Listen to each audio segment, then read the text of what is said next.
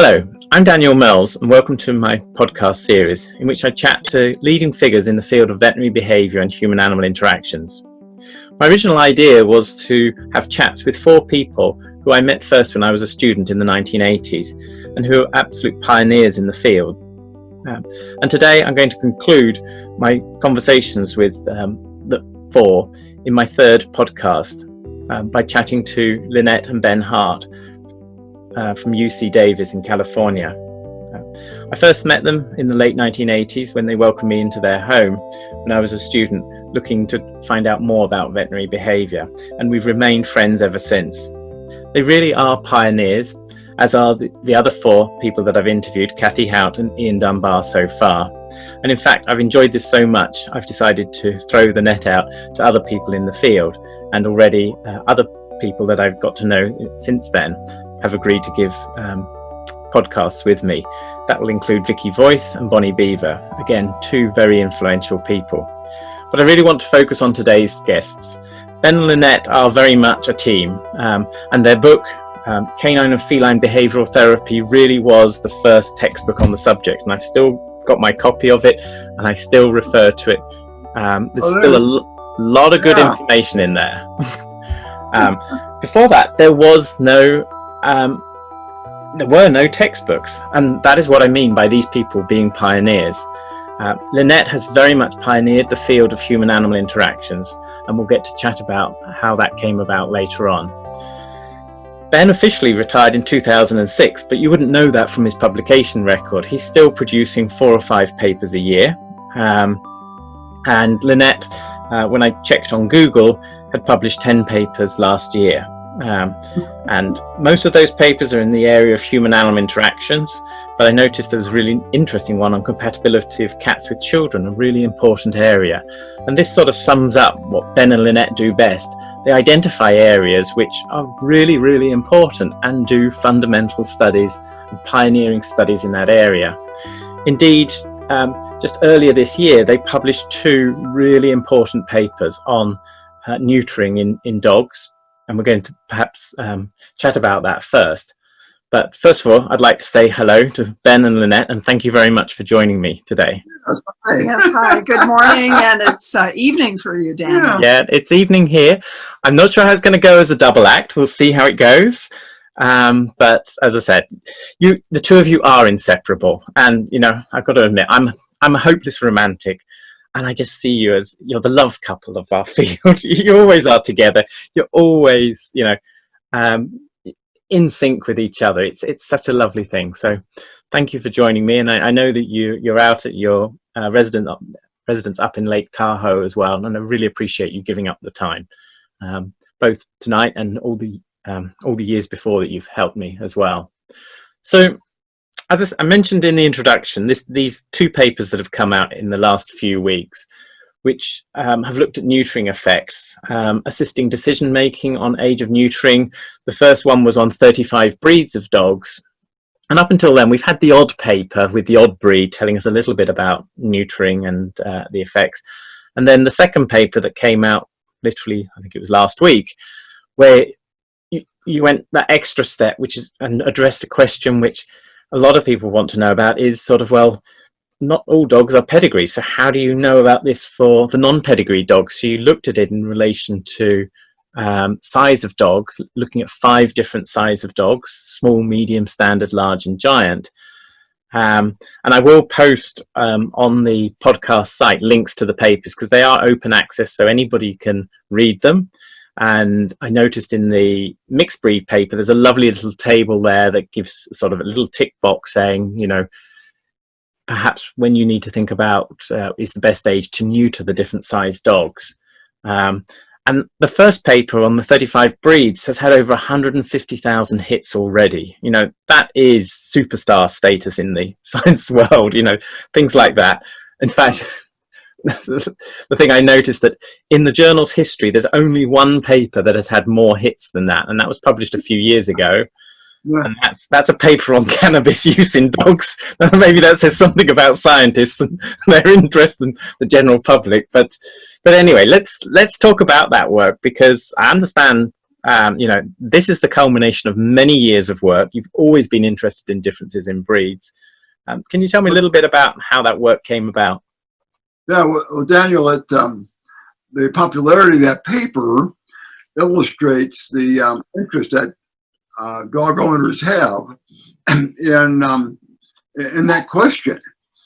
And people care about their dogs. Yeah. That's the bottom line. Yeah, and the standard in the field, especially in the U.S., but a good part of Europe as well, has been, well, 6 months, get your dog in here to have it neutered or spayed. And knowing that the gonadal hormones have a lot of, physiological effects, it's throughout the body, it's important to kind of look at that. So and there was, papers popping up here and there, showing, increase in one cancer or another cancer or knee problems, cranial cruciate ligament issues, with neutering, but they didn't tell anything about the breed, or sometimes not even the sex and the age. So a practitioner couldn't use that information. So we launched a project, and we didn't know it was going to get so big, but we got, we started with very popular breeds, started with a golden retriever, Labrador retriever, German shepherd dog, and then we decided we better do the whole batch because they're all so different. The Labrador retriever is different than the golden retriever, and the German shepherd is different from that. And then, for example, the golden retriever, very vulnerable, the female is vulnerable to cancers with early or with spay neuter at any time, or spay, it's a female, that's one that's vulnerable. And then the German shepherd not, and the Labrador retriever not. So we better do a big sample of breeds. So that turned out to be a 10-year project. Fortunately, we had the American Kennel Club, Canine Health Foundation behind it, and we were able to wrap up the 10 breeds, including the 3 varieties of poodle, and publish that. So we were very happy to have that done. With 35 breeds. Yeah, 35 breeds. And then people would say to us, well, okay, when this work was going on, I got a mixed breed. What do I do? And we realized that most of the pet dogs are mixed breed. So we said, well, we'll have to do something. I don't expect there's going to be anything. My gosh, mixed breed, but we'll give it a try. So we divided dogs into 5 weight categories, from very small to medium, large, and then giant. And we found that the dogs in the 3 higher weight groups, from about 40 pounds or 20 kilos up, had an increase in joint disorders when they were neutered early. And that was different than the dogs that were smaller. So that is some guidelines. The cancers, which seem to be very breed specific in the 35 breed work, the cancers did not appear significantly increased in any of these on the mixed breed. So that's so then we finished that mixed breed, and so that's behind us now. We have to look. What are we going to do next? I'm sure you'll find something. And the amazing thing is, you've also got it by sex as well within the breed. So you've got, say with the poodle, you've got the different sizes of poodles. So that's quite interesting because you can look within poodles, the different effects. You've got the differences, as I said, between the genders as well. And, I just recommend to anybody listening to this who's got a dog and is thinking about neutering, it's such an important thing. And, if you're a responsible owner, not only do you care about your animal, but you can control it, from unnecessary breeding. But have a look at this because, if you want to get the best out of your dog and minimize the risks, this is an absolutely phenomenal piece of work. Painful cranial cruciate problem or hip dysplasia, is expensive and it's painful for the dog, you know. So unnecessarily increasing that risk is something we want to avoid. And also the same with cancers. There's some kind of lymphoma, for example, increased in risk in some breeds, not other breeds. Yeah. By early spay or neuter. Yeah, and I've really got quite interested in chronic musculoskeletal problems because we started to look at our behavior cases, and now we're up to about 80% of the cases that we see in our behavior clinic have got some form of chronic pain. A lot of those are musculoskeletal. Yeah, and I've started to think about it in terms of the fact, well, you know, dogs work incredibly hard to fit in with us. And in the podcast with Ian, I was chatting about this. That's one of the things that really struck me is if you set things up, dogs will work to try and not cause problems. So if they're causing problems, it's because, you know, it's not because they're spiteful or anything like that. It's just that they can't. The effort is too great for them. And, you know, and in order for them to sort of fit in with us, they have to be able to predict us. That doesn't mean we have to be boring, but we do have to be predictable in our routines. And Lynette, we'll chat about this in relation to your human-animal interactions, because, yeah, the way that people treat their pets sometimes can be really disruptive and confusing for the pet. And again, I'm aware of some of the work that you've done cross cultures, which again is so important, that we don't just think that one country represents the whole world. You know, your work on you know, in Jamaica and places like that, the very different attitudes. But yeah, you know, chronic pain's a big issue. I'll put one more comment in here. When we first published the golden retriever study, you know, increasing cancers and joint disorders in spay or neuter with the golden retriever, we got a lot of pushback. I mean, oh my gosh, the veterinary profession, what are you doing? Leave us alone. We don't want to change. We've been saying this other thing for decades. So it was very uncomfortable sometimes speaking at veterinary conferences because we were getting so much real hostility. Actually, one of the problems of being a pioneer. You know, the paper on the Labrador Retriever compared with the Golden, and then the German Shepherd, and then this one on 35 breeds, you know.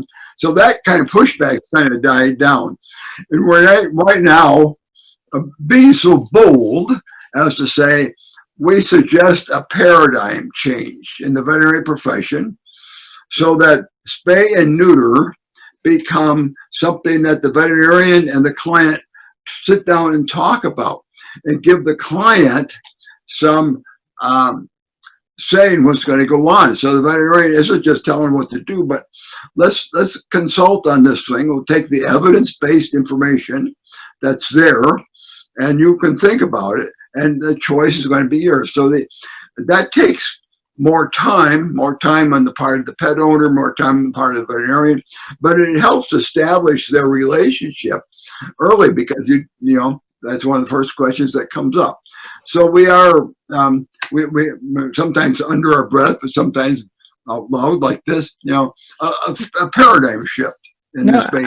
Absolutely. I think you're spot on. And again, you know, you always see these opportunities and the importance of this, that, you know, we're not there to dictate. It's like we published some work on client adherence to instructions in behavior problems. And initially we talked about it in terms of client compliance. And then as I started to read the literature, they realized that the term compliance has fallen out of favor, because it implies that you do what the surgeon tells you, or that sort of thing, that you just obey. And we're now in an information age, and people have got access to the information, and that's exactly what a professional should be able to do, because otherwise we're just going to be replaced by computers. You know, if it's just a question of this is what the rule is, tap, tap, tap, boom, you do this. Whereas the real value of a profession is, or a professional, is that you can have a conversation with them.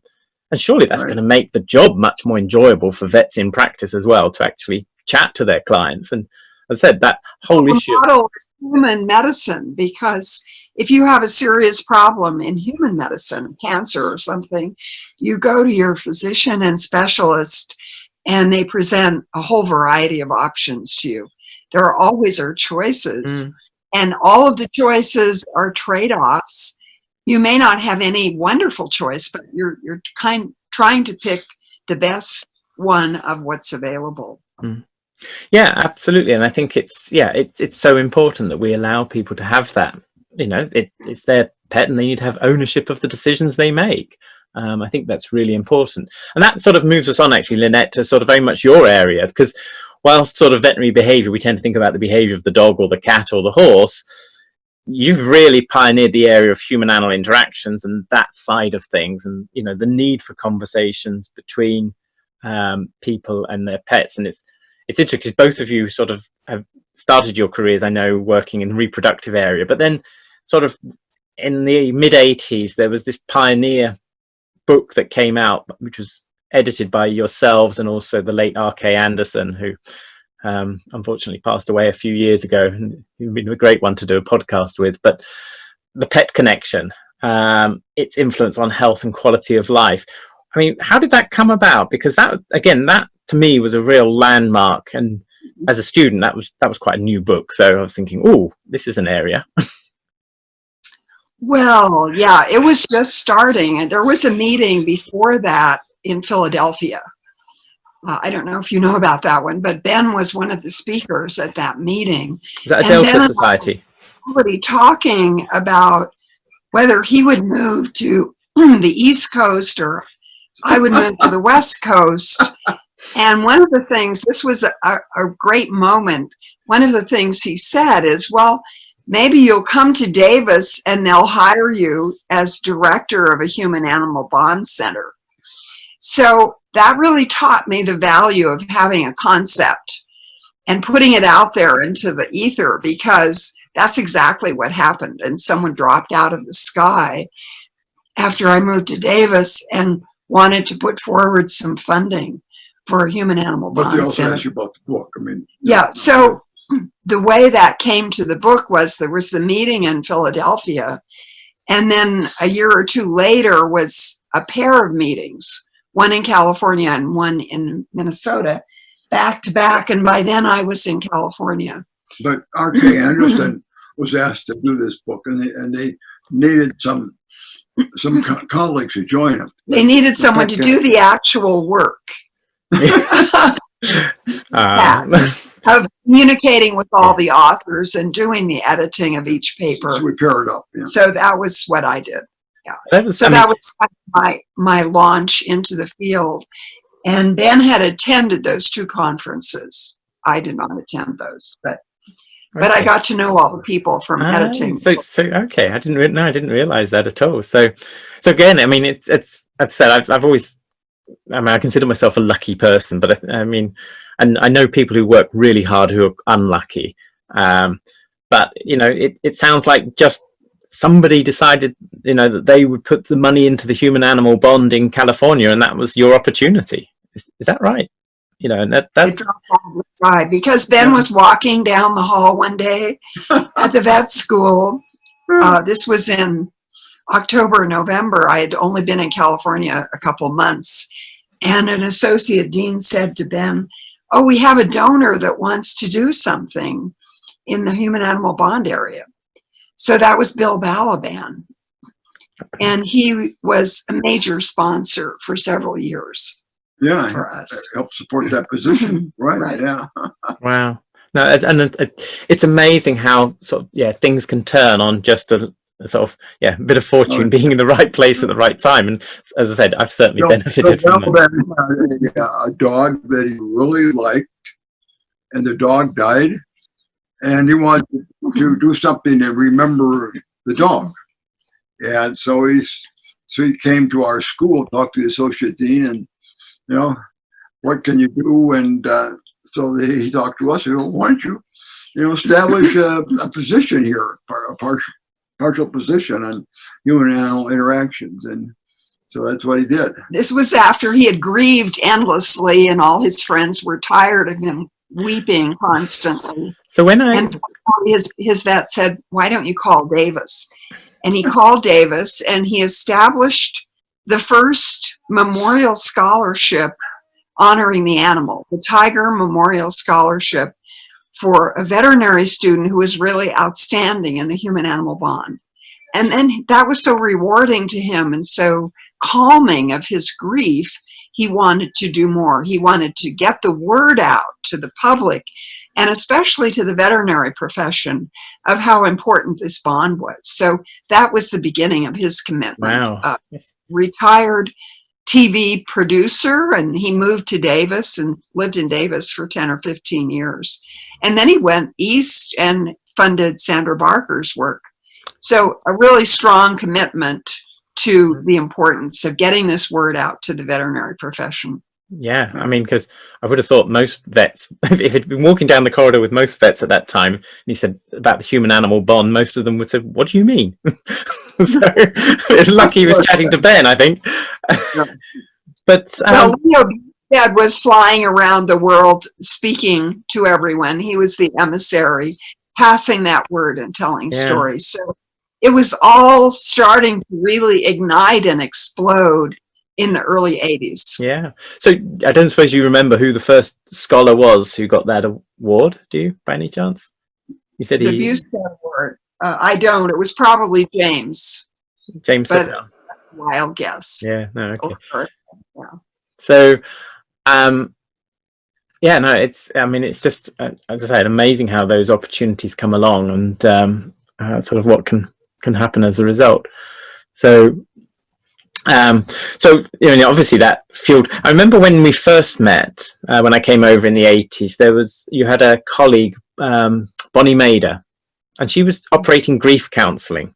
And was that linked to this as well then? Because, as I said, because he'd suffered so much. Or we hired Bonnie because I was directing what was initially the Human Animal Program and then the Center for Companion Animal Studies, and we were going along like that, but we hired Bonnie, and Ben and I had already started the first pet loss support group that was sponsored by a veterinary association. Right. The Sacramento Valley Veterinary Medical Association sponsored that, and they hired a clinical psychologist who met with this group twice a month. So then time went on, and Bonnie was also very interested in pet loss. And she came up with the idea of the Pet Loss Support Hotline, because we were being deluged. As soon as we had the support group, we were getting calls constantly from people all over the country who were grieving the loss of their animal.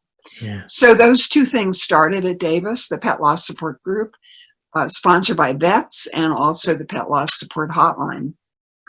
Yeah. Daniel, we can go back to a comment you made about things just come together at the right time to affect the future.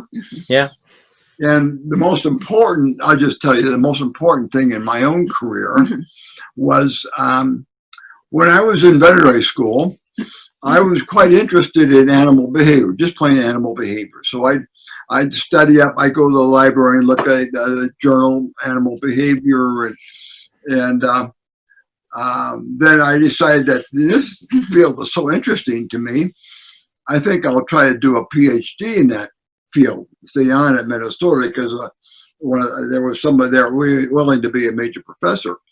And but he told me, you know, Ben, you can't just do animal behavior as a PhD, but you can make it neurobiology, and you can teach neuroanatomy, neurobiology, and then you can wrap into that, you can wrap in behavior.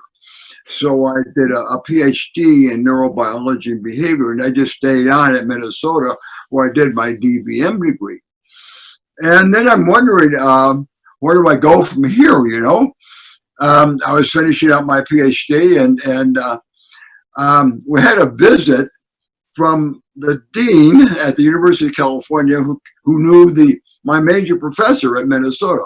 So he came by for the visit just because he knew Ralph Kitchell, and he came by and he said, well, let me talk to your graduate students there. And so he came and talked to me, and he said, well, okay, what are you interested in? And I told him behavior. And I want to integrate that. I want to integrate it with veterinary medicine. And he thought for a minute. He said, "Oh, that's interesting. I hadn't thought of that before." This is Bill Pritchard, probably one of the most famous deans in the history of vet schools. And he said, "Look, would you come out to California and we'll look into getting you a job. And I'll talk to someone in psychology. Maybe we can get you a joint appointment with psychology and veterinary medicine, and you can teach a psych course like, whatever you want to teach there that they'll have you do, and then the vet school. And we will try to get you teaching animal behavior in the vet school." So I went out to California, and it was true that they were not going to get any courses, no courses in behavior. So I taught neuroanatomy,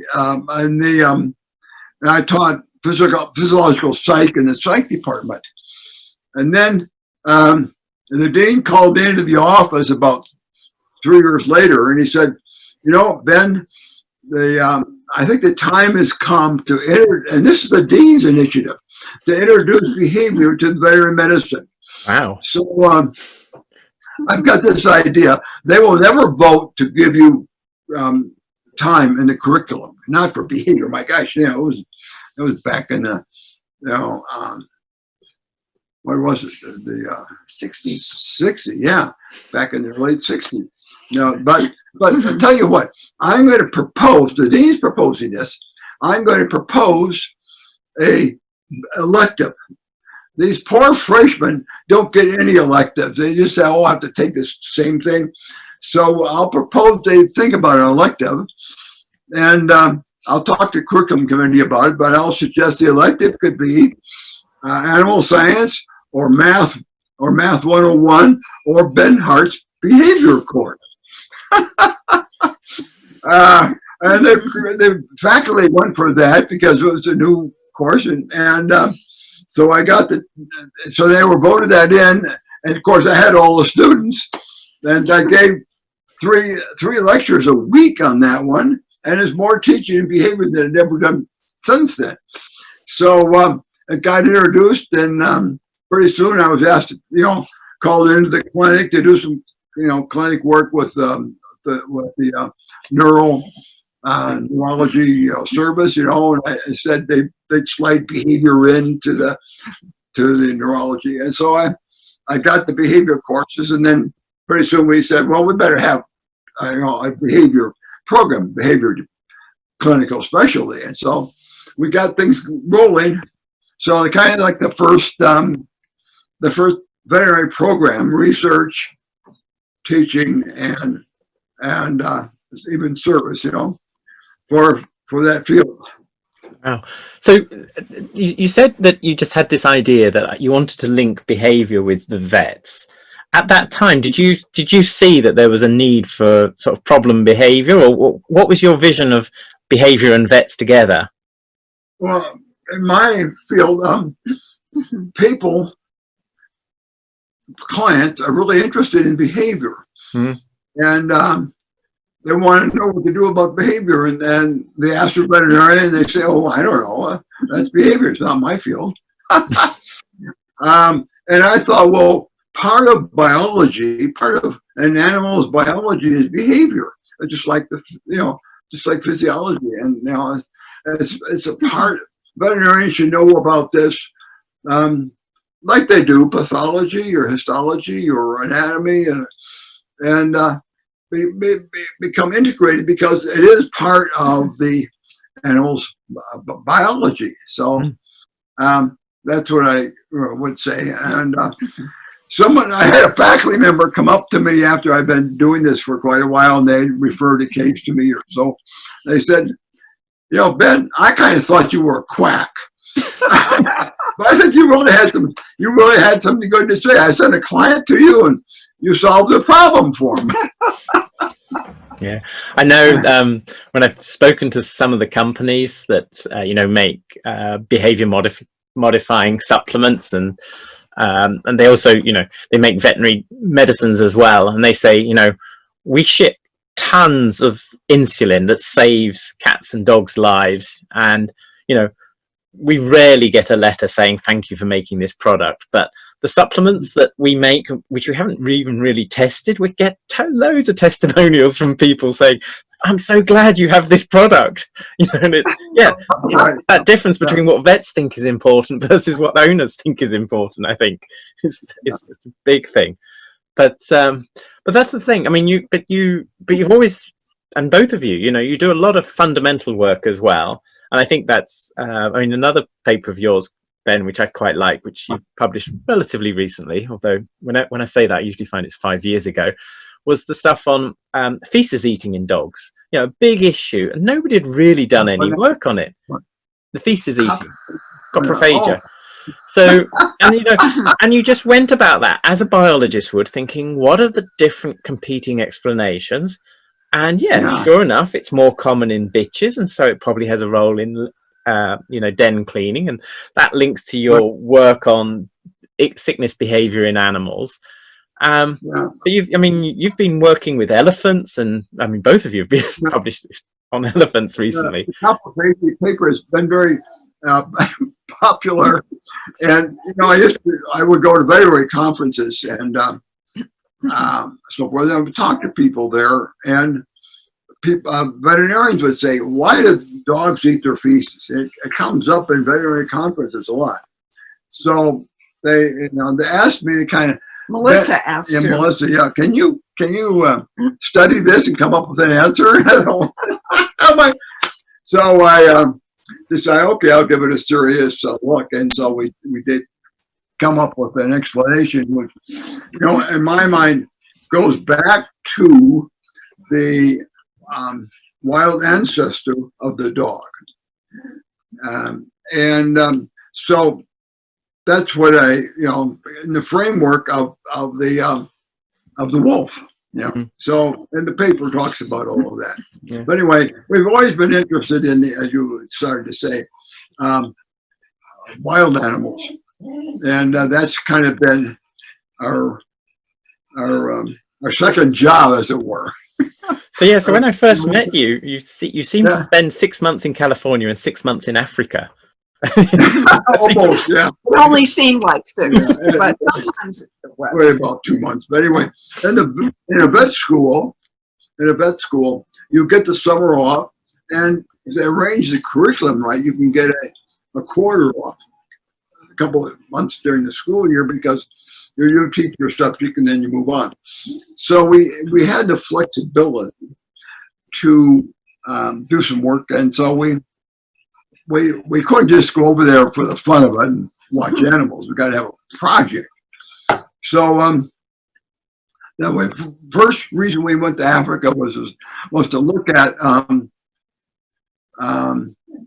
flamen behavior in vomer nasal organ function, because we had heard from a friend of ours that there's a group of antelope out there that probably do not have a vomer nasal organ, and they don't perform flamen. So that was Dick Estes told us that. Yeah. We had meetings with him about this. Yeah. So we said, okay, well, we'll try to do that, and we pulled together some money and stuff. Got the idea that we'd go over to Africa, where the alfalfa and antelope, these are the ones that don't perform flamen, and watch them to see. We'll try to establish a database for what he says. This was Rwanda in 1985, before the uprising. Yeah, right. The real. So the University of California at that time had a program. What's the name of it? UREP. University Research Expeditions Program. And they would allow people to join a research project with us if they paid their way, and they paid part of our expenses. And we got, say, a team of about 8 people that way, and they paid They're tax deduction for them because they're paying into research, and they paid our travel over there and our stay, and we could hire 4 small Jeeps, and we started out with, giving the people, spotty scope and having a team, 4 teams go out and watch these alfalfa and antelope, just watch them for hours, and come back and report to us what they'd seen. And by then we were working in Kenya, in the Masai Mara and near Lake Naivasha. Yeah. So that was our first project, and we did show that alfalfa and antelope do not flame it. They investigate females, but they don't flame it like, cattle, horses, and sheep, and so forth. They don't sniff urine. They don't investigate urine at all. So just for the benefit of people who don't, who don't know what flamen is, because there might be some people listening to this. So flamen is the lip curl. When an animal investigates another individual that might be in season, they often turn their lip and they sort of pump, and they use a second sensory sense of smell in the vomeronasal organ. So that's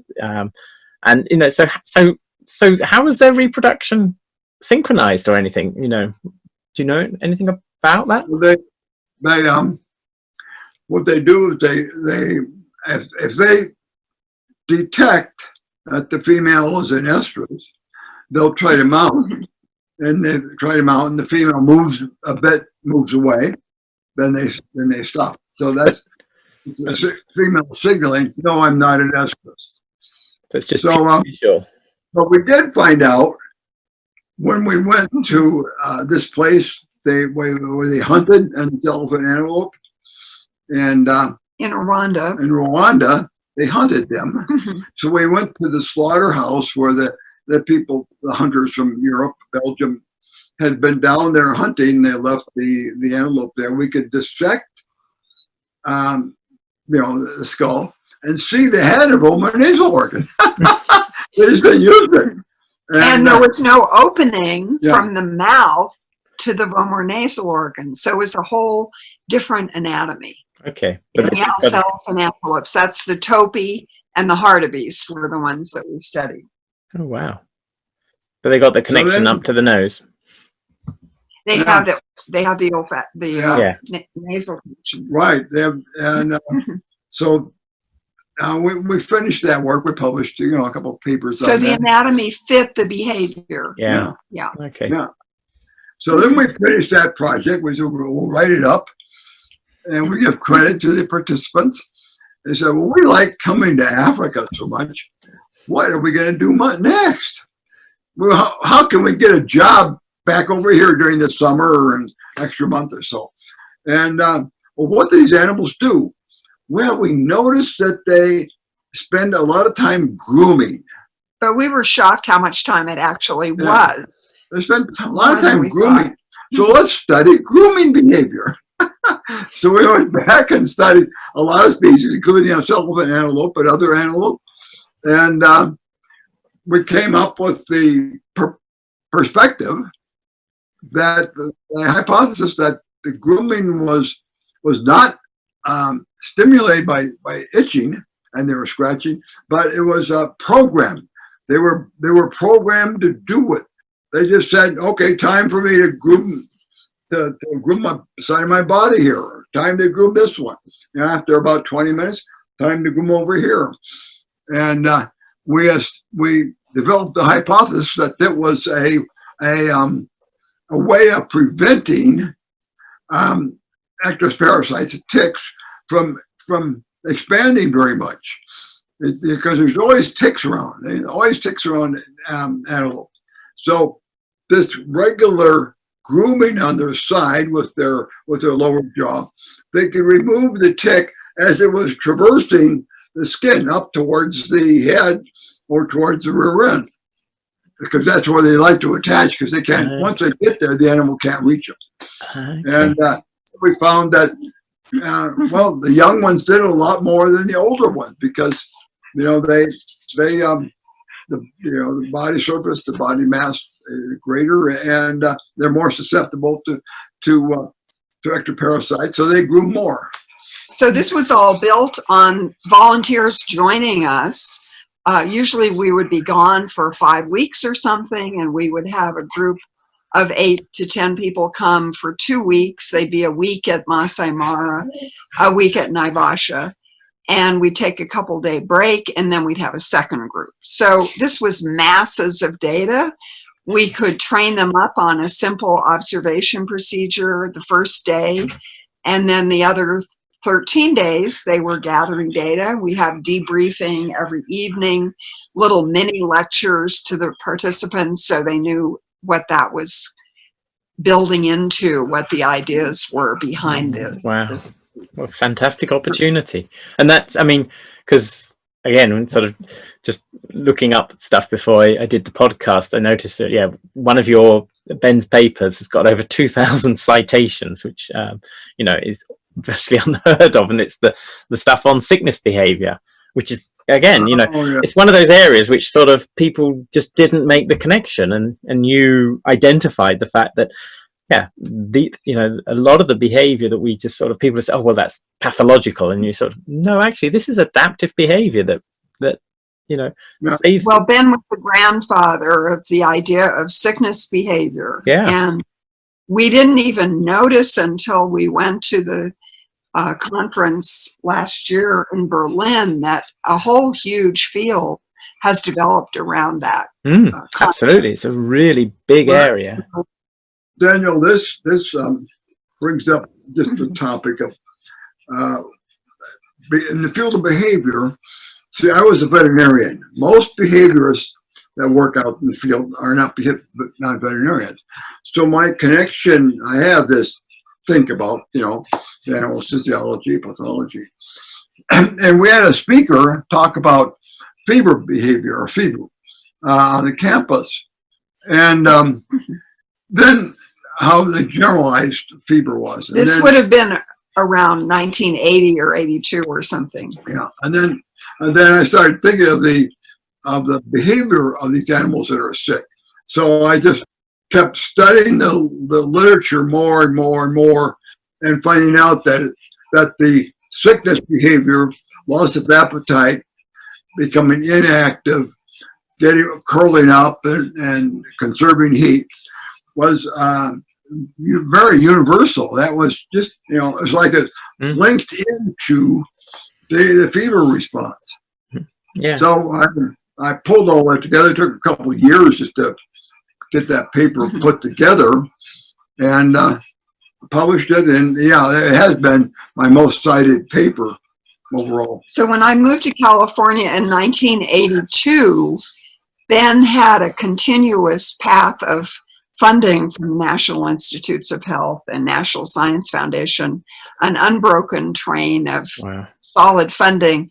And he said to me, I'm going to stop this work. I'm going to stop applying for this funding because I want to study sickness behavior. So that was a huge risk, really. Yeah.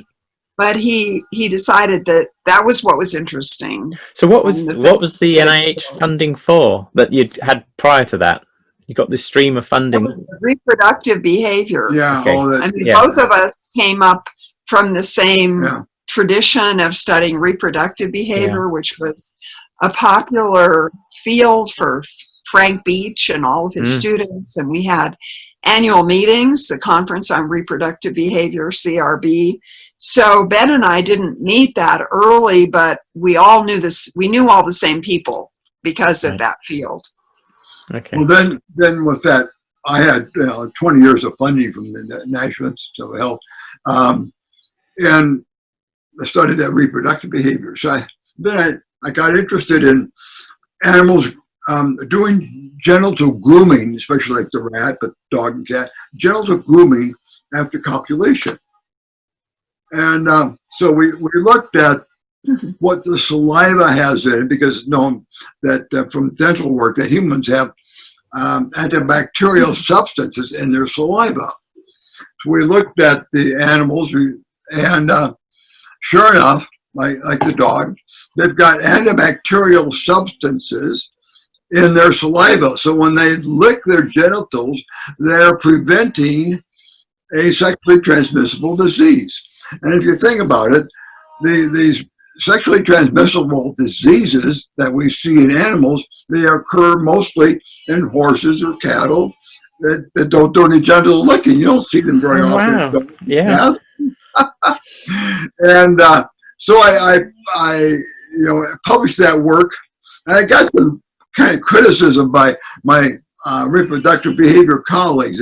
Why are you doing that? You're supposed to be doing regular, what are the neurotransmitters and reproductive behavior stuff. So I said, well, but I think that's the important issue. How the animals in nature get by without veterinary medicine. What are the protective mechanisms? And so I said, okay, I'll just let this grant from the NIH go, and I'll study what I think is most important to me, and that's how animals survive and do very well in nature with no veterinary medicine at all. And they get sick, they get sick. I think that's probably something which has left a lasting mark on me. If I think about, again, the people that my early influences, like yourselves and Kathy and Ian and the like. And, Kathy said it to me once at a conference. She said, one of the problems with the veterinary behavior residents now is that they're just thinking about the drugs and everything is medicalized, and they're not doing PhDs in core biology, and nothing makes sense in life except in the context of evolution. And they're starting, I get the impression that we're starting to realize that in human medicine. We've had some of the medical paradigms for, psychiatric problems, and we've made so little progress. People thought, once we've got the genome, we'll have the genes for this, that, and the other. And they're starting, evolutionary psychiatry is, I think, starting to be recognized, and the value of it, that actually things like, and it's not difficult, just to explain to anybody who's listening. So the idea in evolutionary psychiatry is that you can understand mental health problems in the context of evolution. So why do people develop fears and phobias? Well, if you think about it, if you run away and you're scared of something, and you didn't need to run away, you burnt up a few calories. But if you don't run away when you should, you're dead. So the brain is primed to be very sensitive to signals of threat, and because it's a trait, some people will be at an extreme, and it stops people from thinking themselves as being qualitatively different to the rest of the world. And I think it's actually reassuring for a lot of people to realize that this is natural biology. It doesn't make it any less hard for them to cope with the conditions, and these things can be crippling. Like, I remember reading the stuff about depression, where they looked at depression in primates, and what they found was that behavior, if these monkeys were involved, I can't remember what species, they're probably rhesus, if they were involved in a hierarchical dispute and they lost, if they became depressed, first of all, they were less likely to be excluded from the social group. So the first thing is that those that didn't show signs of behavioral depression got excluded. Well, they were much less likely to survive as a result. So depression has a biological reason. But the really interesting thing was the changes in serotonin happen after the behavioral changes. They sampled these monkeys. So this idea that depression is due to a lack of serotonin just doesn't make sense. It's a correlate. It's not the cause. Now, it doesn't mean that if you don't pump somebody full with fluoxetine and Prozac that you won't necessarily help their depression. But we really need this biological approach. And it's, people like yourselves were real, sort of very much had that influence. And I don't think it's any surprise that I'm not in a vet school. I'm in a school of life sciences, and one of the things I consider really lucky is that as my colleagues remind me, I'm surrounded by real scientists. I'm a vet, still, despite my PhD, but they've been trained in proper science. But I can chat to anybody because I know a little about a lot of subjects, because as a vet, you're multidisciplinarian. But it's linking up. So that's the downside of behavior becoming a specialty.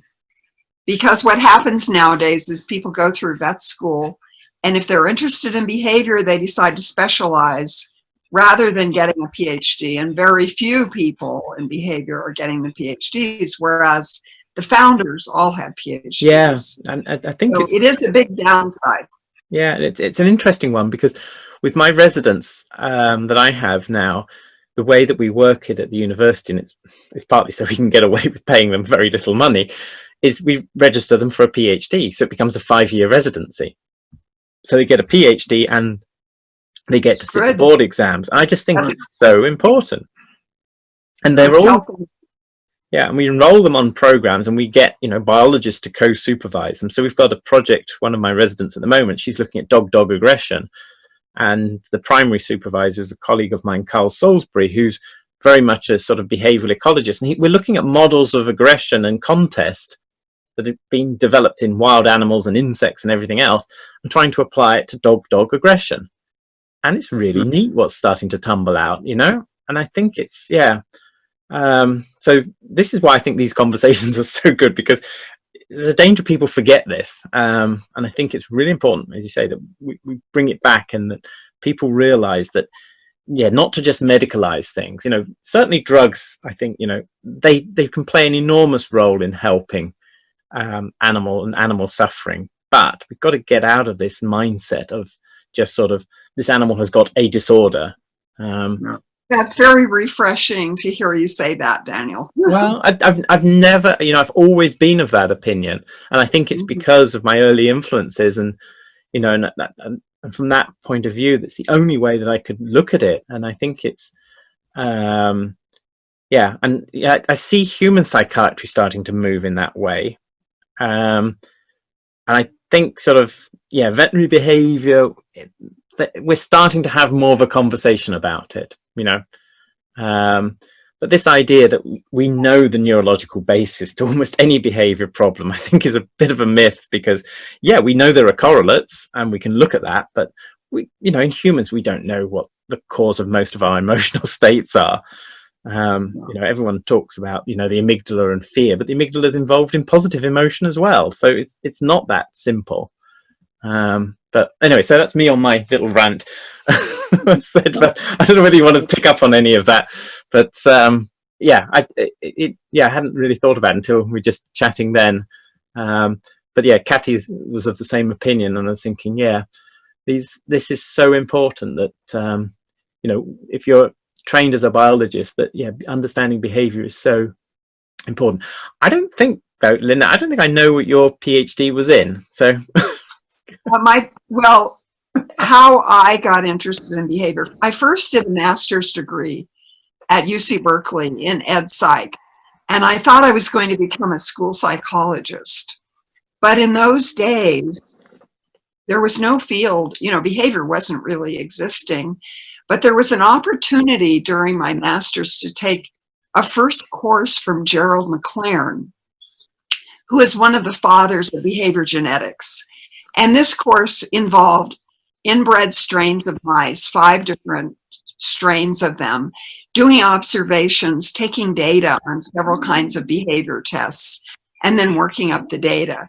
And that was just intoxicatingly wonderful to me. So immediately I said, when I go back for a degree, it has to be in behavior. So I moved to New Jersey, and I started looking around for what was available. And Ron Barfield was just starting up his lab there in animal behavior, zoology department. And there was also a kind of partnership with the outstanding Institute for Animal Behavior in Newark, at Rutgers, Newark. So I had an excellent PhD program in behavior with some courses with the group in Newark. Danny Lehrman and Harvey Fader and Colin Beer and many other people there. And my work, I focused on ultrasonic vocalizations. I mean, we did the first, it's still probably almost my most cited paper. My first paper was on the ultrasonic post-ejaculatory song of the male rat. And we were able to do that because we went over and met with Donald Griffin, and he loaned us a back detector. They were in short supply in those days. So that was where I did my PhD work. And then I went to Philadelphia, the University of Pennsylvania, the Monell Chemical Senses Center, and worked in taste and smell for 5 years before coming to Davis. Wow. So that's where you can see that the human piece was already there from my master's degree. And it was a very natural thing to take my animal behavior work and start extending those skills to also looking at people and crossing back and forth. Yeah. It's interesting you mentioned Don Griffin, because I remember in one of his books, he tells the story when he was, starting to do his bat work with the the echolocation. And he said he was literally pinned against the wall by somebody sort of saying, "What do you think you're doing? It's absolutely," and again, the resistance that sometimes scientists can have to new ideas. They should be the most open, because if you've got the evidence, the evidence speaks for itself. But it's just amazing, how some of these the barriers that there can be. So I mean, you must was have completely open-minded and very supportive of new directions. So yeah, but he certainly suffered. He certainly suffered from others in the case. I mean, I love his stuff on animal cognition, but you must have come across some barriers like that, that, because again, as a pioneer, the world isn't always ready for your ideas. So just as a bit of fun, which papers got rejected so much, and you think it just probably was ahead of its time? Are there any papers that spring to mind? A lot of our best papers have been rejected, and it's always been a big favor to us because then we end up sending it somewhere else, and we have the benefit of the criticisms, the reviews, and usually the new journal turns out to be a better home for the paper. Yeah. So it's always turned out well. Maybe the Golden Retriever paper is a good example. Yeah. Because we sent it to a professional journal that had a lower circulation. It was not even sent out for review because we got a response that this is not a priority area. It was not even reviewed. And we talked with Hal Herzog about it, and Hal said, well, why don't you send that to PLOS1? That might be a good place for it. Well, it was a much better place for it because it's had something almost 400,000 reads. So it reached the general public more effectively. And we were very happy that it had been rejected. Yeah, that was the first spay neuter paper. Yeah. And the 35 Breeds paper also was rejected by a journal. Oh, yeah. Because our best papers have all been rejected. Yeah, well, it was rejected.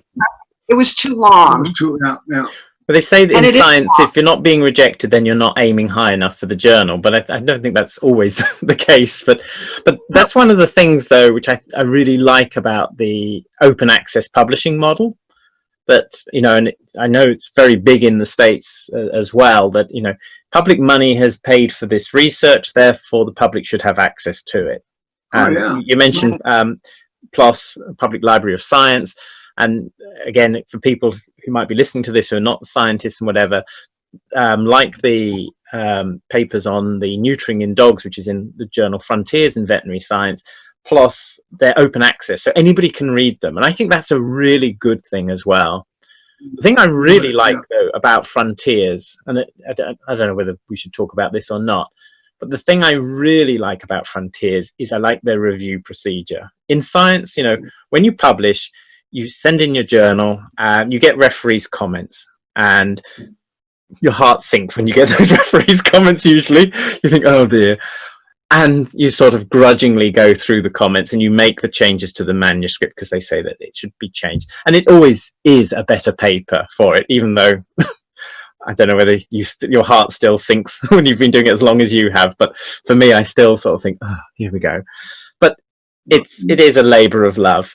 But what they do in Frontiers is, if your paper is published, they tell you who reviewed the paper. And I think that is really good. Now, it means the referee can be anonymous while they're making the criticisms, which I think, and that's an important thing, because if it's a relatively new postdoc who's criticizing an eminent professor, because, eminent professors can still write rubbish, there's that degree of protection, so they're anonymous at that point. Maintaining the anonymity, though, and and it's a horrible thing to say, but I don't think scientists do themselves any favor, but it's also the way the funding models perhaps are set up, that for some scientists it's become a business and they're just competing, and they hide behind anonymity in order to wreck a paper which doesn't actually need wrecking. To me, there's never the perfect paper. You can criticize any paper that's out there. And the nice thing about the Frontiers model is that it's much more supportive. And in fact, when I've published in psychology journals, I've generally found that as well. Now, I don't know whether it's because it's a different field, or whether it's because psychologists are nicer people and they're more supportive, or whether because I'm not a psychologist, they don't think I'm no threat to them or anything like that. And I think it's as I said, so I mean, I was reviewing a paper today, and it's an interesting, I can't go into details because obviously it's confidential, but it's a very unusual place where this work has been done, and you just think the attitudes towards animals is going to be completely different. Now, the work has a lot of flaws in it, but I really want to encourage the authors to publish this and get it right. And that's, to me, what peer review should be about. But sadly, some people are using it to, suppress competition. And I think that's a real shame. And so, yeah, people do have to be careful about thinking, oh, well, that's a very, eminent journal. Well, journals like Nature and Science, which are the best journals, have amongst the highest retraction rates as well, because things have not gone right. But I just wonder what your experience has been. I mean, again, if you're trying to sell something that is new, sometimes people just don't get it. And I think papers get rejected for that reason. But I mean, is there a paper that you can think of that I guess we've talked about the golden retriever work, that people just didn't get, or that, you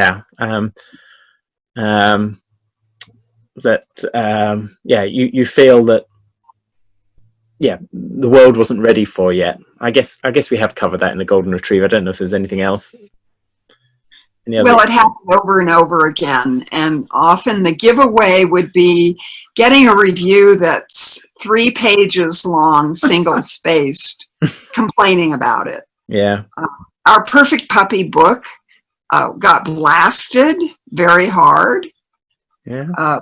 We've had that experience. Yeah. Well, I would the paper on the elephant brain. The elephant brain. We came up with some new concepts on the elephant brain, relying on our behavior work in elephants as well as that of many other people in elephants. And as you know, the elephant brain is bigger than the human brain. Even the associative cortex is bigger. That is the non-sensory motor cortex. And I did all kinds of, background reading and studying on this, sent the paper to experts in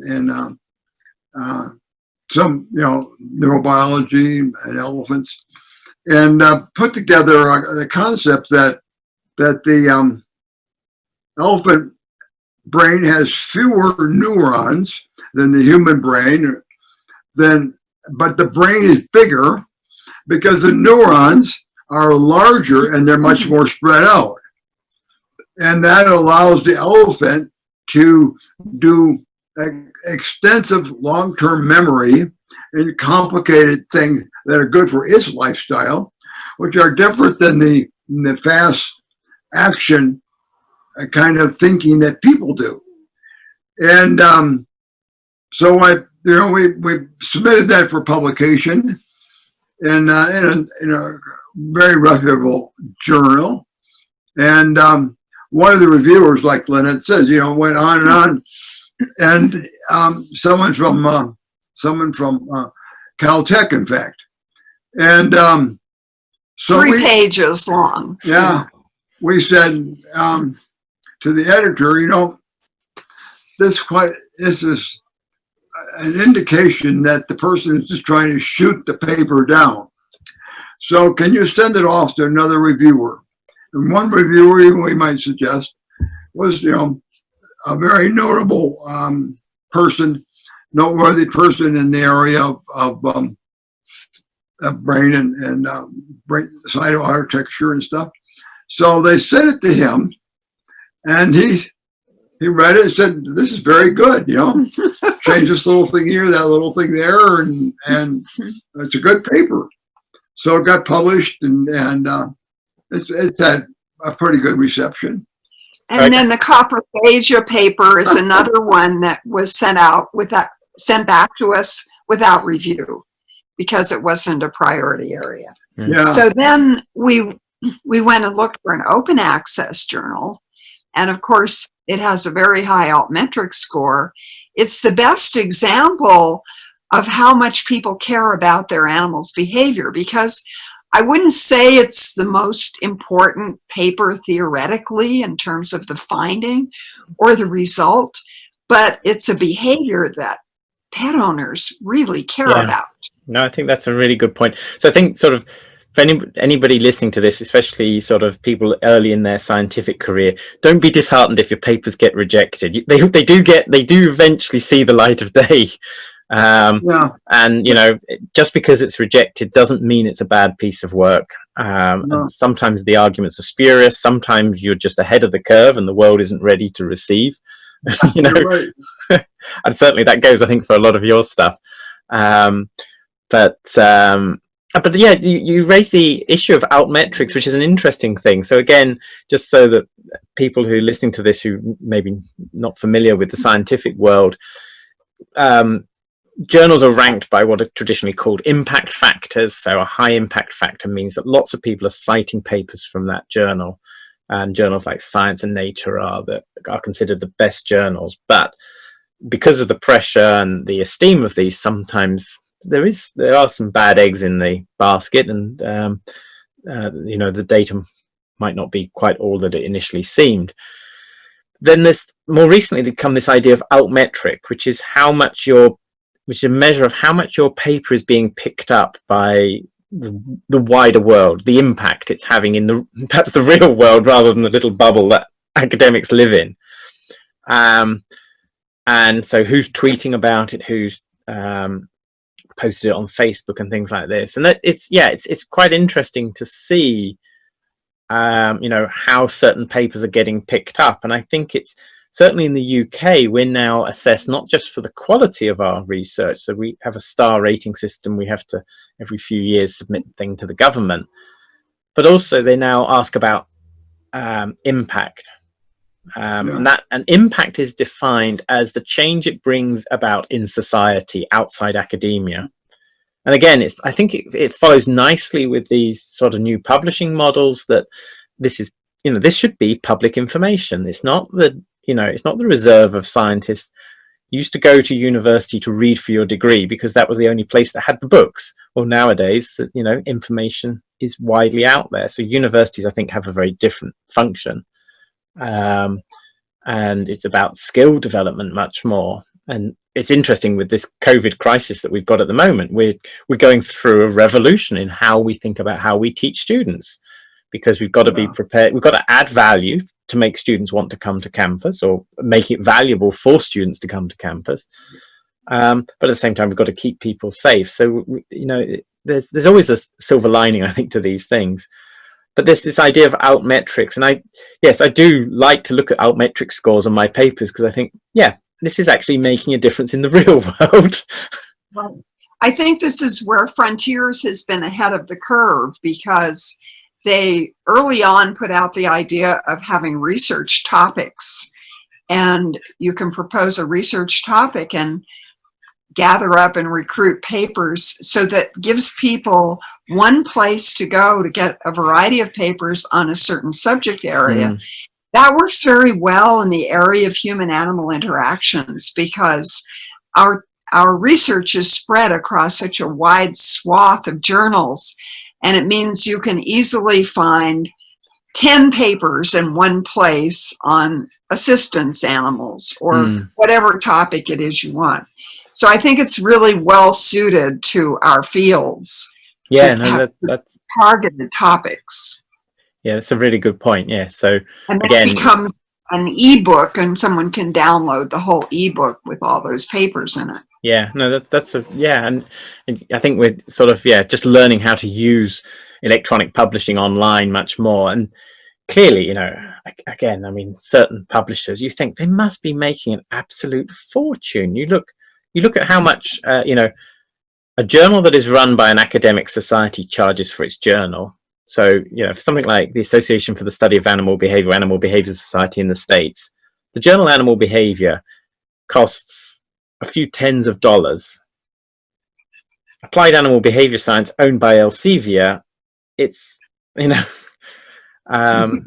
Yeah. ISAE members can get it cheap, but the libraries have to pay thousands and thousands, and if you want to access one paper, it's $60 or something like that, and you just think they're making an absolute fortune. So I think University of California has a kind of negotiation, a hard negotiation that's been going on a couple of years now, and we're a major purchaser of Elsevier products. So it's a kind of a standoff right now. So there was this talk, wasn't there, of universities saying, actually, we're not going to subscribe to these journals. You're just ripping us off. We currently do not have an agreement with Elsevier for the 2020 publication. So we do workarounds to get those papers. So, and I think it's going to feed back into scientists thinking twice before submitting to those journals. Yeah, I mean, I think if you can get enough universities go for it, it'll change overnight. It just hope that the universities rally around, because anyway, because they're too greedy. Yeah, they are too greedy. Yeah. I mean, because we review the papers, we don't charge for the reviewing, so I don't know where all the money goes. That somebody's making a lot of money out of this, but certainly not the scientists. Right. So where do you think the field is going? Let's talk a bit more about human-animal interactions. Where do you, because that is a field, I mean, it's so diverse, and I think veterinary behavior is starting to settle down on a number of different paradigms, and we're making good progress and in that area. But human-animal interactions, that's still growing very rapidly, and it's still, I don't think we've settled on, too much. The value of animals is certainly becoming appreciated, I think. And somebody was telling me that in the States, in the next decade, something like 90% of animal-assisted therapy will be emotional support dogs and PTSD type things. I was thinking, whoa, been a big shift from the founders. All except for Erica, all came from something like animal behavior or animal ecology. So that was the roots of the field. But what's happened is a huge shift toward emphasizing human health and roles of animals in human health, assisting roles of various kinds. And the people coming into the field are more human health oriented. So that's been a big change or broadening of the field. And then it's a field unlike any other because it has this huge economic input, philanthropy, and also economic investment from the pet products companies, the pet food companies, the lobbying by AVMA. I mean, it's not like any other discipline in the magnitude of that kind of investment that's made in a favorable way. And then there's the whole view of pet owners and their investment in it. They're wanting to believe that the animal is going to do all these things for them. So there's this kind of positive skew that always makes it difficult to do a really well-controlled study. So we actually chatted about this, didn't we, a couple of years ago? We talked about the idea of trying to get a meeting together through the Royal Society about the problem of doing research in human-animal interactions, because people have vested interest. Now you mentioned earlier on in this chat about Hal Herzog, who, I love his stuff, and I've never met him, so I don't know him at all, but I might ask you to introduce me so I can do a podcast with him, because again, Hal Herzog is somebody who is a healthy skeptic of, I think, a lot of the stuff. And you need those voices where somebody says, hang on, because again, one of the things in science, and I mentioned this again in one of the earlier chats, we often don't publish negative results. So if you don't find an effect of the pet on somebody's health, you tend not to publish it because it's a negative result, and journals generally like something that has got a significant effect, which actually means that the publications are skewed towards showing these effects, unless they're showing a negative effect. And I think, I like Hal's blog because, as I said, it's always worth reading and sort of just to hear that counterpoint rather than get taken away, because there are lots of issues, I think, with this the field of human-animal interactions. It's such a potentially important field. We did a calculation a few years ago, because certainly in the UK, this is not an area that's well funded. It's not taken on board by the medical profession, and it's very difficult to get the voice heard. And so I worked with some colleagues in the School of Business to try and work out, using Headley's work on economic significance.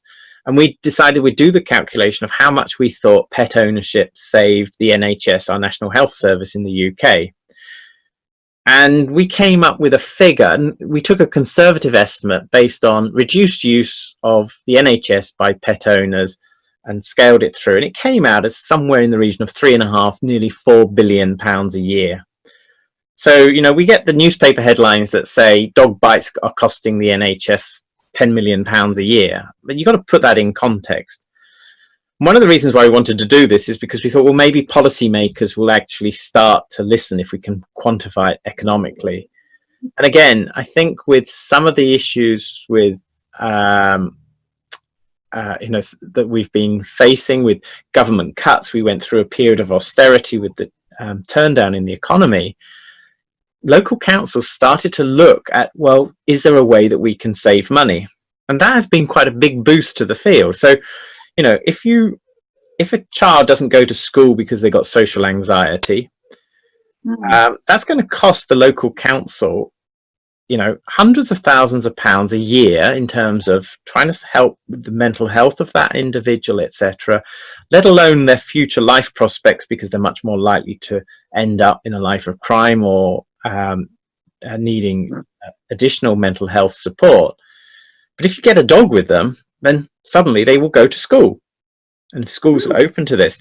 And so a number of councils have suddenly started to open up to this. So again, there have been those opportunities.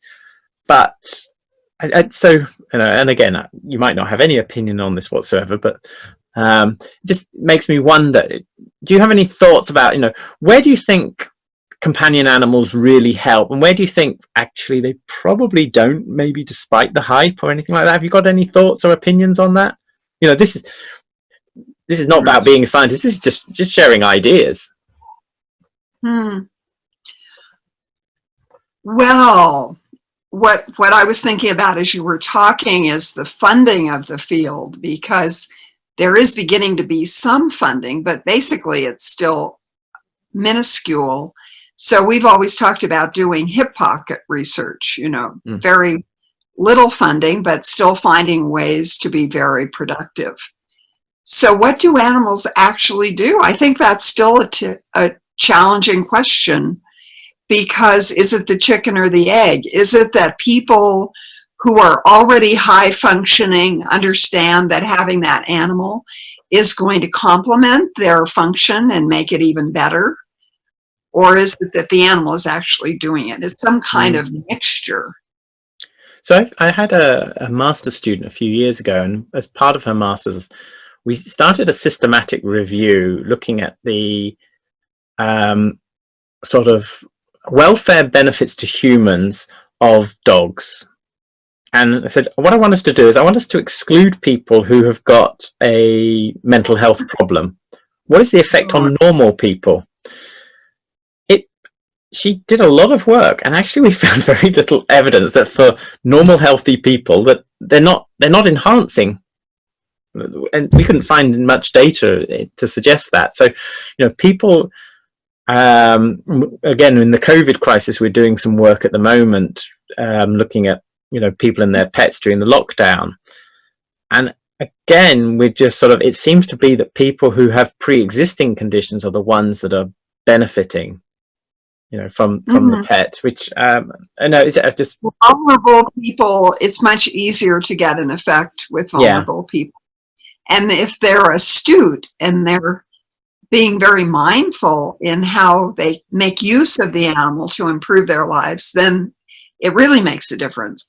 So we have one friend that I've known since his spinal injury in the 1980s, and he has always understood that his dog is an icebreaker with everyone that he meets. And he makes use of that in a very conscious way. He comes in and talks to my class each year. So for him, having a dog is so essential, and it's a huge enhancement and broadening of his life in terms of his social contacts and friends, and people all know him and all of that. But part of it is because of his own wisdom in knowing how to be strategic in the use of its dog. Yeah, I think that's very true, and I think the dog is a social catalyst. Again, I think the value of that is greatly underestimated. So it was the work in Australia, wasn't it, where they started to look at, if you built housing and you didn't put areas where people could walk their dog, then you didn't get pet owners, and the places soon became ghettos and nobody knew their neighbours. But if you have a park where people can walk their dog, even the non-dog walkers go there and they get to meet people and they chat, and you develop a community. Yeah, it's a tremendous neighborhood facilitator, but it only works for people who make use of it. So people who choose not to take walks during the day, it's not going to do anything for them. Well, during this pandemic, at least here in California and the States, there's been a tremendous uptake of dogs from the shelters and whatever. There really are, people are going out and reaching out to bring a dog into They're adopting animals, and the shelters are all out of dogs. Oh, wow. And there's concern about what's going to happen after the pandemic ends, because you worry about them getting relinquished. And even before the pandemic, when we were at the Therio meeting, we were hearing that the projections are, with the normal number of deaths of dogs each year in the States, just to replace those, we need 1 million dogs imported each year. We're currently importing more than 1 million dogs, mostly from Asia. And right now there's no control. There's no infection control over the status of those dogs. And we have some pending legislation to try to get that regulated so that veterinarians would be inspecting those dogs as they come in. Wow, that's And one of my students was commenting that, again, with the lockdown, trap neuter release programs for cats have stopped, and so we're getting an explosion of feral cats again in the UK. So I hadn't thought about that at all, but so it'll be interesting to see what happens there, because I think we're going to have the opposite problem. Yeah, we're going to have too many cats around as a result of that. But we'll see.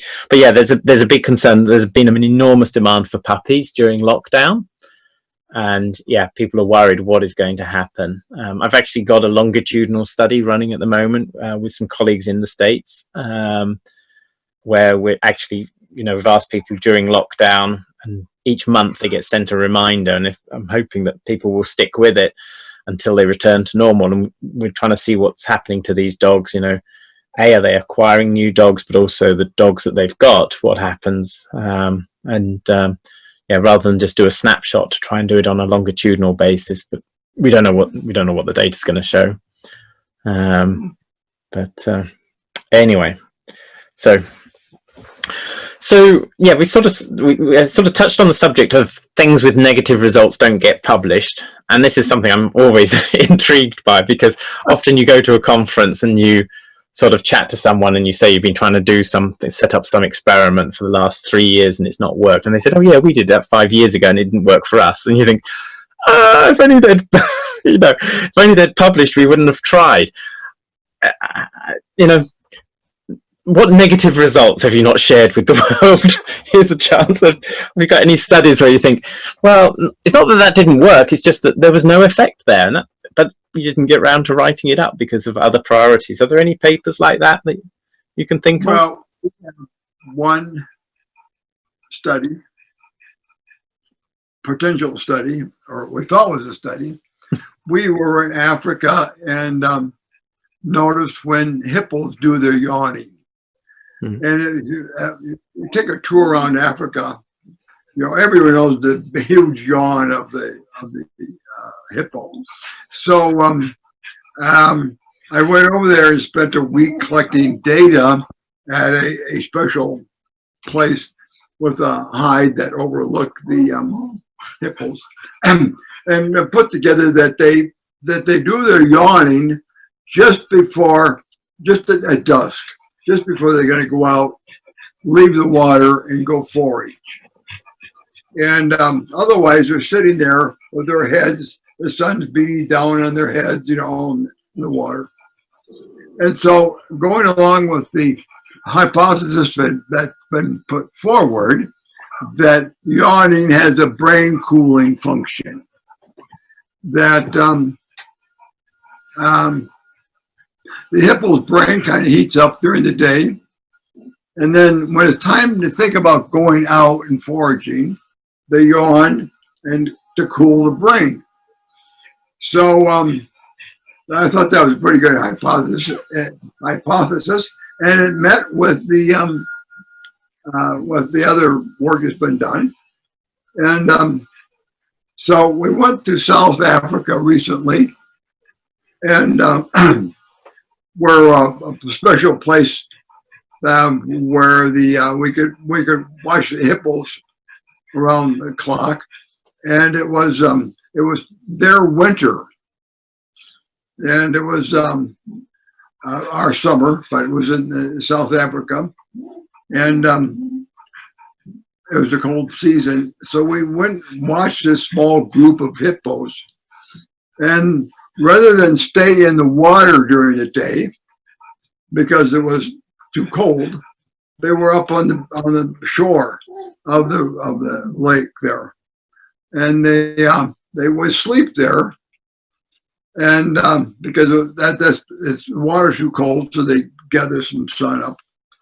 So I said, well, they aren't going to have to worry about cooling their brain because they aren't sitting in the water if they had been shined on, and they probably won't yawn. And they're sleeping on the shore, and they wake up, and then they yawn as much as they would if they were in the water getting ready to come out.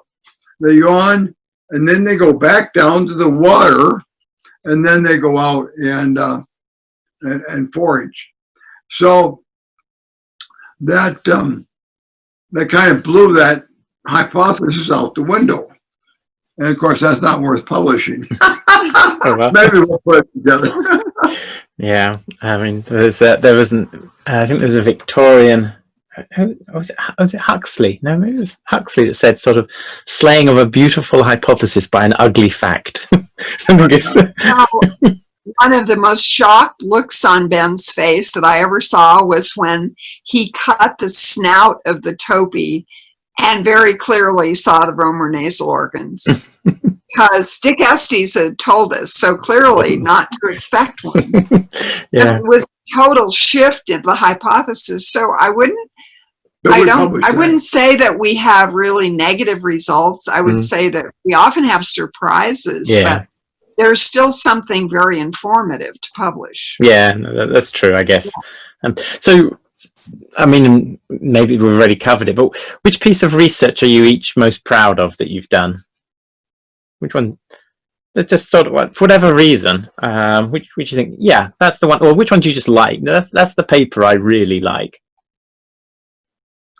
Well, it's one I kind of look at for future exploration as well as past, and that's the one. I have a paper on the strategies for dealing behavioral strategies for dealing with pathogens and parasites, and 5 strategies. And that's about my second most cited paper.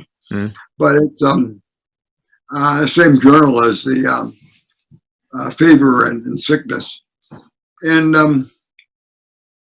that one deals with the topic of how animals stay presumably healthy in nature without all the medical amenities around. And I think that's kind of important to keep pursuing. And because behavioral strategies, for the most part, understanding more about that aspect of animal behavior.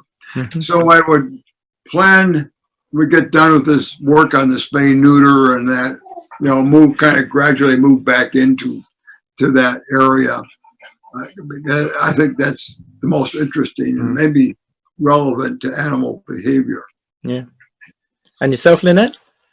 Yeah, I think I would say those early papers on the socializing effects of animals for people with disabilities, because it just reveals natural behavior of people that can easily be observed, something very simple, but has profound impacts on people, how people do in their communities, their neighborhoods, changing the quality of life of people. So that's a very basic mechanism that is natural for many people or most people and really alters their quality of life. Yeah, no, that's brilliant. I mean, there's so much that the two of you have covered. It's lovely to hear, what you put up there as really important. I'm very conscious of time. Well, I'm not very conscious of time. We've been chatting for an hour and a half or more. So, I mean, I don't know. Have you got time for any more, or? I think we're fine. You're okay. So, okay. So let's sort of general advice for people, whether they be dog owners or researchers. What would be your top tips for anyone? And any advice? Yeah. What do you think are the most important things for people to know if they're working with animals or if they're looking after animals? In behavior field or just in general? I don't mind. We'll just start a conversation. To find an area that really turns you on and to keep pursuing that area. My father said to me once, he said, "You've done all right in academia because you've found the golden rule. Find an area no one knows anything about and you soon become the world's expert." Right. But there's only so many areas. So you'll run out. But that's one of the things I've done is come across things that people didn't even think about. Avoid the racetrack. Yeah. I think, and it's great that you say that, because I think that's the thing about the four of you that I've been chatting to, and I think it's so obvious that you're just passionate about what you do. You're not doing it as a business, and it's sad that there are scientists who just see it as an industry. And I think that's what's inspirational. If you love what you do, that comes across, and that inspires other people as well. That that's really the kernel of productivity or finding something interesting. And that's always what I would say for a student, that they say, what is it that they want to do, and pursue that. And all of my PhD students did that. So they're extremely diverse in what they did. But that carries them forward in the direction that's going to be meaningful for them. And the papers end up being more productive also. Yeah, no, that's good advice. So what do you think, so talking about owners now, though, what do you think perhaps owners need to appreciate a little bit more than they perhaps do? If you could sell a message, if you had airtime on primetime TV, you think would help owners, what message would you want to be selling to them, do you think? Dog owners, cat owners, or it can be dog, cat, or horse. Right. Um, well, I hadn't thought about that, but try to put the thing in perspective. One thing is we've learned that dogs go through their lifespan at about 5 times the rate of people. So when you get a dog or a cat, your life with it's going to be relatively short compared to a family member. So remember that as you progress ahead, and as you select your puppy or kitten, you select one and you kind of looking at breeds, let's say. Don't get some cute little puppy or cute little kitten and say, oh, that's what I want to get because it's so cute.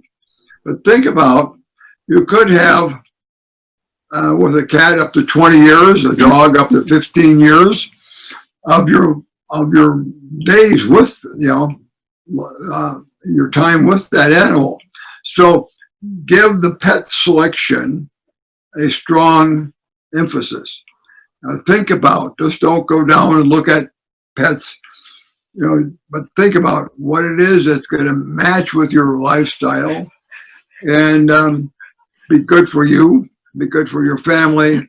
Maybe you want some dog that really likes to go on a walk every day.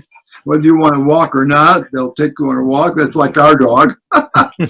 And so I kind of give that some thought before you move into adopting a new kitten or a new puppy. But I have to say, this is an extremely tough sell, and mostly it doesn't sell. So like our family members, they all would go get what they wanted to get, and it wasn't necessarily a mindful decision. It was more something that they thought was cute. So it's not an easy sell. But it is I a would say difficult one. Is just to really provide wide exposure when the puppy is young and dive into a lot of activities to get the animal habituated to the kind of life that you expect to live with that animal. Because it's much easier to grow it up being used to your lifestyle than to have behavior problems that you then have to correct. Well, if you have a puppy, you get used to you leaving and coming back, leaving and coming back, so that they don't develop separation anxiety later. Is that Rosie I can hear, by the way? That's Ginny. Yeah, you're Ginny, hearing her. Ginny, sorry. I thought I could hear. That's well, and also make sure you've read Perfect Puppy if you're going to get a dog, I guess.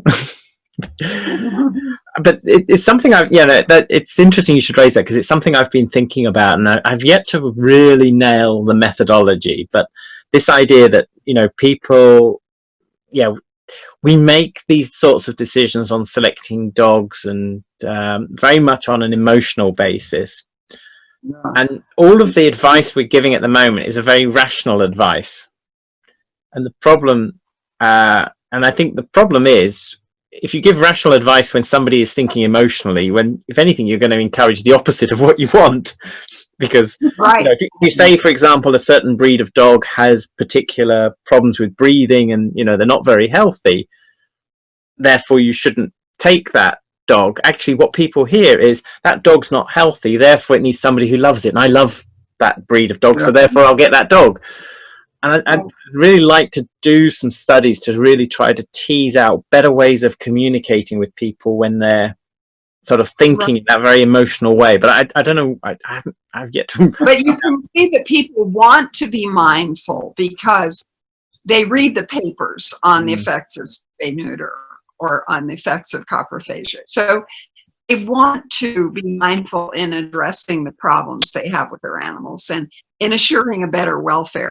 So like you say, how can we kind of amplify that mindful side while still acknowledging that, of course, it's an emotional relationship and that matters at the same time. Yeah, it's a difficult one, but plenty to keep us busy in future, I'm sure. That's good. So anyway, where should we go now then? I'm talking about things. So yeah, what breeds of dog have you had through your life? Just following up from that. We had 2 Aussies. Yeah. Australian Shepherd. They ruined us for any other breed. Oh, okay. So attentive and so responsive and so aware of what your daily pattern is, so accepting of that, and I don't know. Oh, well. Yeah. No, as I said, perfect for us. Perfect. Good for walks. What about you? I don't have a dog. And this often surprises people because you know, I've traveled so much. My wife, she doesn't travel, but she's sort of, and you know, and we fully accept the fact she's not really a dog person. She likes cats, she likes horses, and so you know, if she says you can have a dog, but you've got to make plans, you've got to arrange for somebody to look after it when you're away. And I just thought, this is too much like hard work. And you know, when I had a workplace that I used to go to, as opposed to working from home, we always have dogs in, so I can always go down to the, you know, because we have a database of local owners who volunteer their dogs, so I can just go and get my dog therapy each day that way. But probably when I retire. But what will I end up? Are good for dogs. Sorry? So you have times of your life where it's not convenient, like. We went some years without a dog. Yeah. So it has to be when you're around enough. It's just, I don't think it would be fair on a dog, you know, with my lifestyle. And as much as I would like a dog, I want to be fair on the dog. So from that point of view, so maybe when I retire, what breed will I end up with? Oh, I mean, my first love, I grew up with a little wide-haired miniature dachshund called Heidi. I was 18 and she was 21 when we parted company. And the story goes, my dad brought her home and she just sat on the palm of his hand. And we usually had 2 dogs, but she was always, you know, nobody messed with Heidi. I mean, none of the other dogs. She could keep them in their place. You know, we had Jack Russells, we had Spaniels, etc. And I do love Springer Spaniels. But and I also really love Staffies. I really like pugs, but I've said I'll never get a pug because of the health issues at the moment. So I have 2 life-size pugs in my office because I sort of say to people, look, they're very cute. Remember, they're just screwing with your mind. That's what they do. It's not their fault. You there to choose from. Sorry? You list several breeds. Yeah, maybe I'll end up with a whole dog farm. But yeah, so at the moment, no dogs, and so we just have to we'll see how it goes. Anyway, so well, thank you. I think we'll probably call it a day because I as I said, thank you so much for your time. I really appreciate both the time and it's lovely just to have these chats as well. And as I say, we don't know where they're going to end up with anybody, so I hope you've enjoyed it as well. And thank you very much for arranging this and having us as your guests. It was really great. No, not at all. Well, Mark, that we would say is that being open to opportunities and really keeping your eye open for those is what sort of is a way of choosing your way forward, because we've had so many accidental things that have happened that have been fortuitous for us. Yeah. So keeping your eye open for those makes a huge difference. I think that's very true. It's so important not to spend time looking at the door that's closed or the door that's been blown out of the water, because there's always plenty of other doors that you can go and explore. And that's one of the great joys of being in academia. You know, you've got a method that you can apply to almost anything, and there's so many things that you can be interested in. And as I said, it's people like you that have sort of inspired me. and it's been great to catch up with you. It's lovely to see you, and I know, Ben, you've not been terribly well. I think it's the first time I've spoken to you since you've had the stroke, and it's great to see what a great recovery you've made. That's sort of reassuring for me as well. So I got a lot of work to do. I'm taking speech therapy, and then we do a lot of walking, and so it's a long haul, but the recovery is gradual, and I'm kind of keeping faith in the neuroplasticity. Yeah, well, you're looking well, and you really are. It's lovely to see. That's the important thing.